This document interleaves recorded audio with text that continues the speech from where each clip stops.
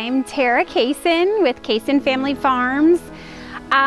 We've been here for about 5 years now, and we've always raised purebred hogs and had the opportunity to find this place, and we just wanted to really make it a beautiful place for people to come and kind of see what we do as a family, but also to get a little bit of a taste of what the pork industry does as a whole. And in the mix of all of that, our family shows pigs and does all of that, but then also we have an opportunity to provide pork for consumers from farmers markets. We also serve an online platform so that people have a chance to know where their food is coming from. How I got involved into agritourism, that's a really great question. I don't really know that. The truth is that people laugh out loud when they figure out what I'm doing as a career. I didn't grow up around agriculture, but this community has completely embraced me, and I'm grateful for that. I think the other piece is that it's really rewarding to have people come and learn about what we do and get a chance to kind of see in snips about the pork industry. I think there's a lot of misinformation out there about the industry as a whole, and there are a lot of things that I'm very grateful for from the pork industry that we use every day at our farm because it works, because there's research behind what they've done and what they've been doing, and it's been done for years and years and years, and so I'm really grateful for that.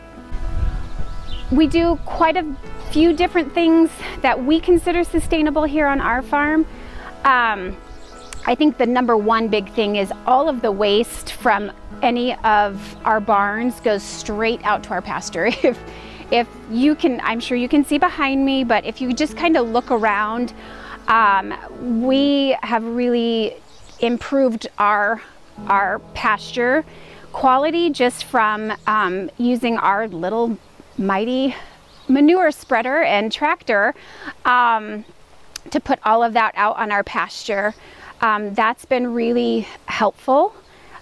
We have not had to spray on our farm for the last 5 years since we've been here.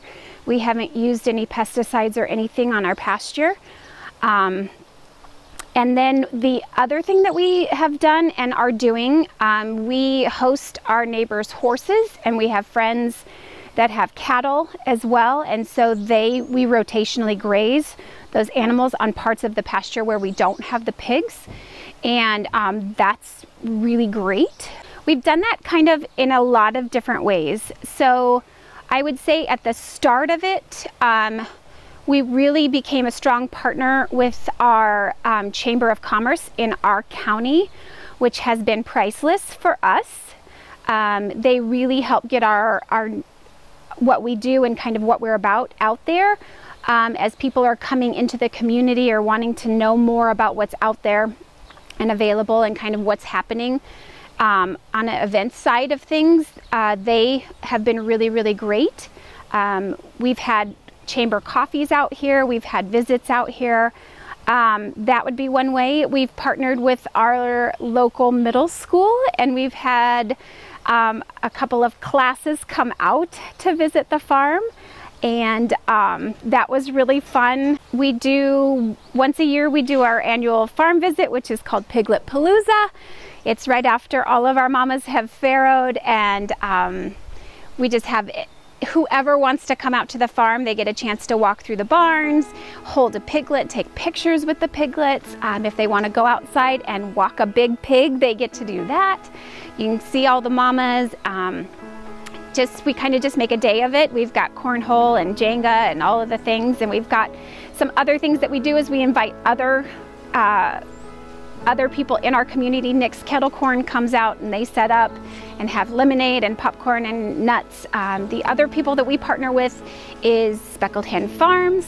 We have our pork at her store, and that's a great relationship that we have. And then also with Row Your Goat just off the square in Winterset, we have a great rapport with them and partnership as well. Hoping to get into more restaurants maybe locally and get our breakfast sausage or our chorizo maybe for a couple of dishes in some of the restaurants in town. So what's a little bit different for swine specifically is that they're very susceptible to getting sick, and that could be via someone's having some leftover manure on their shoes from another farm. It could be something as simple as a little kiddo having a cold and sneezing while they're in the barn. So all of that we have to take into consideration. And so we do some practices that they do also in the large industry, which is we do either shoe covers or we do some sort of shoe wash to disinfect people's shoes before they come onto the farm. And then also we ask that they use hand sanitizer before they come into our barns. I also generally say that if they're not feeling great and they feel like maybe they're running a little temperature or something, to let us know, and maybe we'll schedule something specifically for them at a later date, but we would appreciate if they would be really respectful of that as well. When pigs get sick, they go downhill very, very fast.